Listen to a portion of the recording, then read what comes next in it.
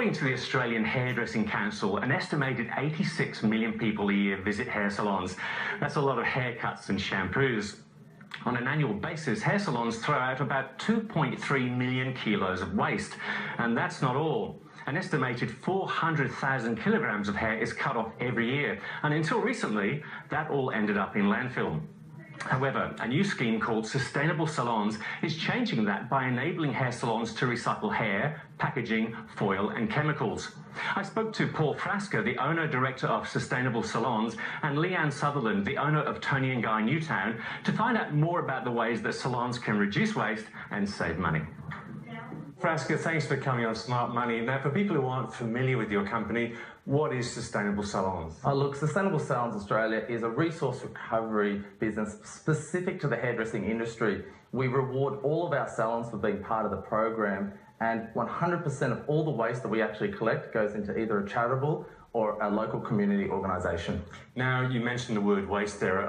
Obviously, hair salons generate a lot of waste. How much? Oh, look, it's huge. The Australian hairdressing industry goes through about 1.2 million kilos of waste each year. Around about 68% of the waste bin is metals. You know, aluminium foil makes up just over 1 million kilos of our waste bin.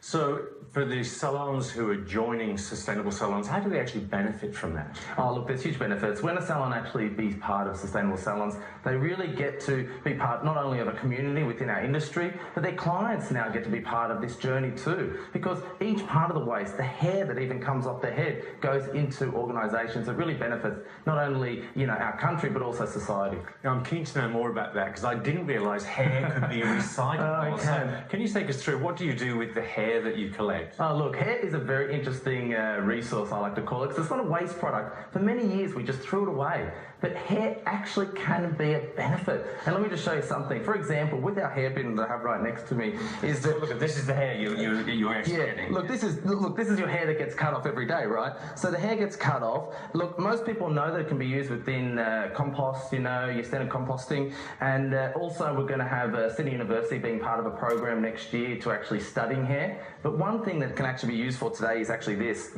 What you're looking at here is a hair boom. Now, a hair boom is actually something that cleans up oil spills. For nearly 15 years now, hair booms have been made to clean up oil spills, and in America, during the BP oil spill, this played a huge role in local communities along the foreshores in cleaning up the oil spill along, you know, their shore. Now, I notice here you've got ponytails. Now, what are you doing with those? Oh, yeah, look, with the ponytails, this is a great program. Basically, we've become the largest collector now of ponytails. We support the Variety charity.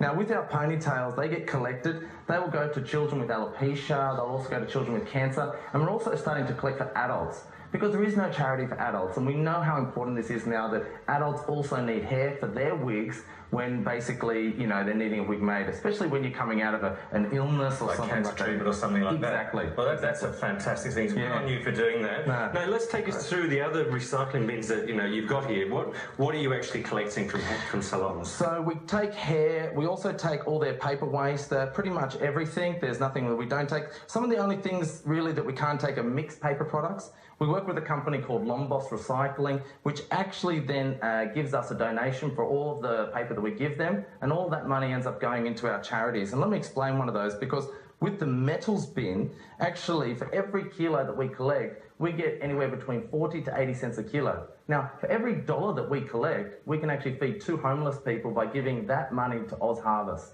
So it's a really fantastic. And then the plastic bottles? Oh, look, plastic, you know, plastic, I tell everyone today, all plastic is recyclable as long as it's separated. So we make sure the salons separate their plastic, and then we get that to a company called Plastics Forest, who's an award-winning company here in Australia that's actually now starting to make very unique products out of the plastic. Now, the one thing I associate, you know, with hair salons is a lot of chemicals. So what do you do with the chemical waste? Oh, it's really unique. We work with a company called Solvecchio. Now, we get our salons to collect their chemical waste, their excess chemical waste, I should say, inside a special bucket. Those buckets are collected through a swap-and-go system, and then we get those chemicals to Solvecchio, which then turns that back into water that gets sold back into manufacturing.